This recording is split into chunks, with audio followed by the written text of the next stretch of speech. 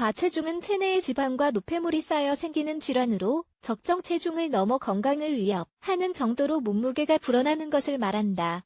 과체중의 주원인은 과다한 칼로리 섭취지만 신체 활동 부족이나 호르몬 변화, 대사 장애로 인해 체중이 불어날 수도 있다. 그 밖에도 지방을 분해하고 영양분을 흡수하는 역할을 담당하는 소화기가 제대로 기능하지 않아 체중이 늘어날 수도 있다. 그러므로 우리는 가장 먼저 어떤 음식으로 식사하고 있는지 생각해 보아야 한다. 즉, 체중을 증가시킬 수 있는 소화장애 증상도 있다는 점을 이해할 필요가 있다.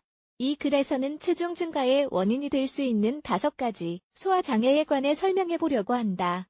어떤 증상인지 알아야 조치를 취할 수 있을 것이다. 이 글을 잘 읽어보자. 체중을 증가시킬 수 있는 소화장애 종류 1. 위식도 역류. 위식도 역류는 가슴에 뭔가 불편한 느낌, 타는 듯한 느낌을 주는 소화장애이다. 위를 유지해주는 밸브가 약해져서 산성인 위산이 다시 식도로 올라온 것이다. 우리가 먹는 음식이 일시적으로 증상을 완화하기 때문에 음식에서 오는 불안감으로 인해 체중이 증가한다. 작은 양은 큰 문제가 되지 않지만 음식이 소화되고 나면 증상이 다시 생기고 다시 뭔가를 먹고 싶은 욕망이 생긴다. 참고사항 칼로리가 낮은 홈메이드 치료제나 천연자로 위식도 연류 증상을 관리한다. 기름진 음식이나 자극적인 음식은 피한다. 이 증상에 전혀 도움이 되지 않고 증상을 더 악화시킬 뿐이기 때문이다. 2.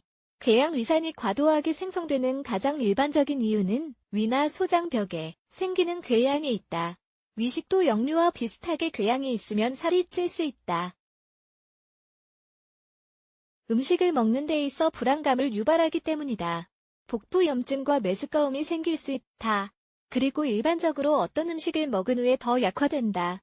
따라서 환자는 필요한 칼로리보다 더 많은 칼로리를 섭취하게 되는 경향이 있다. 그리고 빨리 치료하지 않으면 살이 많이 찔 것이다. 참고사항 궤양을 치료하는 동안에는 진통제, 항염증제, 항생제를 복용하지 않는다. 유제품, 매운 음식, 자극적인 음식을 먹지 않는다. 로에나 중탄산염 같은 알칼리 성분으로 홈메이드 치료제를 만들어 먹는다. 물을 많이 마시고 소화에 도움이 되는 차를 마신다. 3. 변비 체중을 증가시킬 수 있는 소화 장애 중에서 가장 큰 영향을 미칠 수 있는 질환은 바로 변비다. 많은 연구에서 변비를 체중 증가의 요인으로 지목하고 있는데 장내에 노폐물이 쌓여 이것이 신진대사 기능에 영향을 미쳐 결과적으로 체내에서 영양분을 에너지로 소모하기 어려워지기 때문이다. 결장에 독소가 쌓이면 위장에 염증이 생길 수 있고 뭔가 무거운 느낌이 생길 수 있다. 그래서 다이어트를 하려고 노력하는데 아무런 효과가 나타나지 않는다고 생각될 수 있다. 하지만 몸이 칼로리를 더 많이 흡수하기 때문이 아니라 노폐물이 너무 살을 빼려고 하는데 효과가 잘 나타나지 않을 뿐이다. 참고사항 식이섬유를 더 많이 섭취한다. 신선한 채소, 과일, 통곡물을 챙겨 먹는 것이 좋다는 의미다. 하루에 물은 6에서 8잔씩 마신다. 규칙적으로 하루에 30분 이상 운동한다. 완화제, 효과가 있는 천연차나 음료를 마신다. 4. 세균총의 변화. 장내 세균총의 변화가 겨도 살이 찌는 원인일 수 있다. 장내 세균총의 변화는 신진대사 리듬을 방해한다. 동시에 음식물의 영양분이 제대로 흡수되고 사용되는 것을 어렵게 만든다.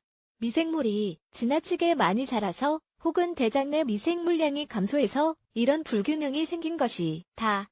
결과적으로 변비가 생길 수 있고 더 음식을 자주 먹게 되어 지방이 더 많이 쌓이게 된다. 참고사항 장내 pH 상태에 영향을 미치는 음식 섭취를 줄인다. 지방, 정제 밀가루, 설탕 등 천연 요거트나 발효 양배추처럼 프로바이오틱스가 함유된 식품은 더 많이 챙겨 먹는다.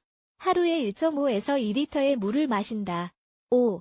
과민성 대장증후군. 과민성 대장증후군은 지난 몇 년간 가장 흔한 위장병이었다. 나쁜 습관으로 인해 생기는 질병이다. 염증 불균형이나 세균총의 변화 같은 소화 시스템이 다른 문제와 같이 생긴다.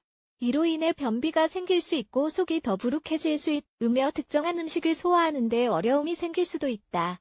따라서 이런 증상을 그냥 무시하고 제대로 치료하지 않으면 살이 찔 수 있고 계속 몸이 아플 수 있다. 참고 상위에서 설명한 증상이 있다면 병원에 가보자. 프로바이오틱스를 챙겨 먹고 소화 효소가 함유된 식품을 챙겨 먹는다. 염증성 식품이나 음료는 최대한 자제한다. 지금까지 체중을 증가시킬 수 있는 소화장애 증상을 알아보았다. 체중 감량에 어려움을 겪는 사람이 소개한 소화장애 증상을 가지고 있다면 참고로 추천한 방법을 실천해보도록 하자. 그리고 병원 검진을 통해 정확한 진단을 받아보는 것이 좋다.